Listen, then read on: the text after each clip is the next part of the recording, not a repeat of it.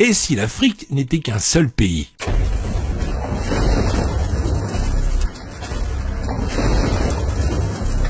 L'Afrique est un continent qui couvre 6% de la surface terrestre et 20% de la surface des terres émergées. Sa superficie est de 30 millions de kilomètres carrés avec les îles. L'Afrique compte actuellement 54 pays indépendants, mais que se passerait-il si tous ces pays s'unissaient aujourd'hui pour former un État africain uni ? À quoi ressembleraient les États d'Afrique unis et quelle serait la puissance de ce pays ? Alors, il faut savoir que l'Afrique est énorme et couvre plus de 20% des terres de ce monde. Il fait environ 3 fois la taille de l'ensemble de l'Europe. 1,2 milliard de personnes vivent actuellement en Afrique, soit 16% de la population mondiale. L'Afrique connaît actuellement le plus grand boom démographique du monde. La population du continent a doublé depuis 1990. Selon les estimations officielle de l'ONU, le continent devrait dépasser les populations de l'Inde et de la Chine réunies en 2100. La population de l'Afrique devrait atteindre 4 milliards de personnes d'ici 70 ans et va représenter plus de 39% de la population mondiale. La population de l'Afrique est actuellement la plus jeune au monde avec un âge médian de 19,7 ans comparé à la moyenne mondiale de 30,4 ans. Les taux d'alphabétisation sont également bas avec seulement 64% de la population considérée comme alphabète. Mais cela varie de région en région.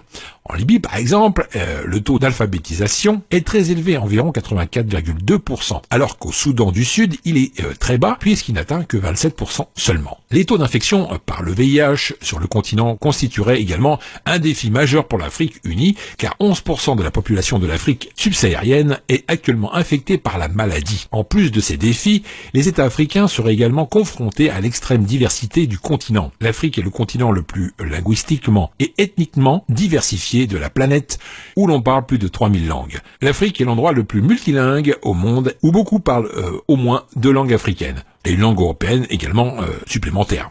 Une situation similaire à l'Afrique du Sud, où il y a 11 langues officielles.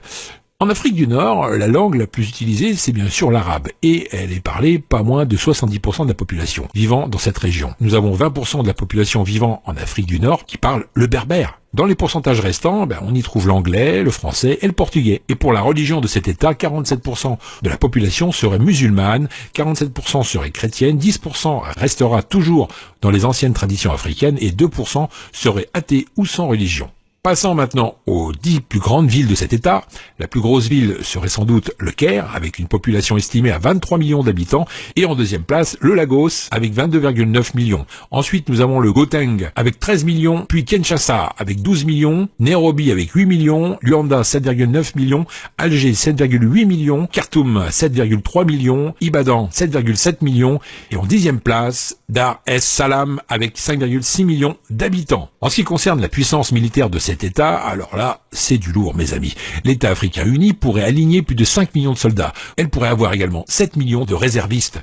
Mais côté matériel de guerre, faut pas trop attendre à voir quelque chose de nouveau. L'arsenal militaire de cet État serait principalement du matériel russe. Mais quand même, ça reste un pays très puissant qui ne pourrait pas être envahi, ça c'est sûr. Avec cette puissance militaire, l'État africain va certainement lancer une vaste opération de nationalisation et annulera le pacte signé avec la France et le Royaume-Uni. Vous ne le saviez peut-être pas, mais aujourd'hui, beaucoup de pays africains continuent de payer un impôt colonial en France, et cela malgré l'indépendance.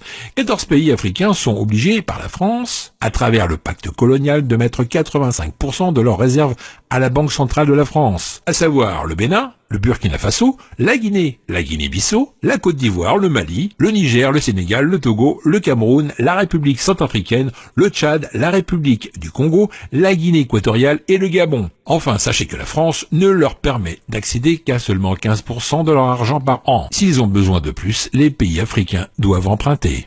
En ce qui concerne les richesses naturelles de cet État, il y a de quoi remplir les poches de tous les habitants de ce grand pays. En effet, l'Afrique détient 90% des ressources naturelles de platinium, 50% des ressources d'or, 50% des ressources de diamants et 33% des ressources d'uranium. Avec la mainmise sur toutes ces ressources naturelles et la nationalisation de tous les projets de pays étrangers pris de force en Afrique, cet État aurait un PIB de 3000 milliards d'euros. Ce qui la classera comme 5e puissance économique dans le monde, derrière l'Allemagne et devant les Royaumes-Unis et la France. Voilà mes amis, encore plein de choses à vous apprendre, c'était bien sympathique, on arrive à la fin de cette vidéo, partagez-la avec vos amis, Facebook, Twitter et les autres réseaux sociaux. Pour moi, je vous retrouve dans la prochaine vidéo, juste après, qui s'affiche sur l'écran. Allez, à tout de suite.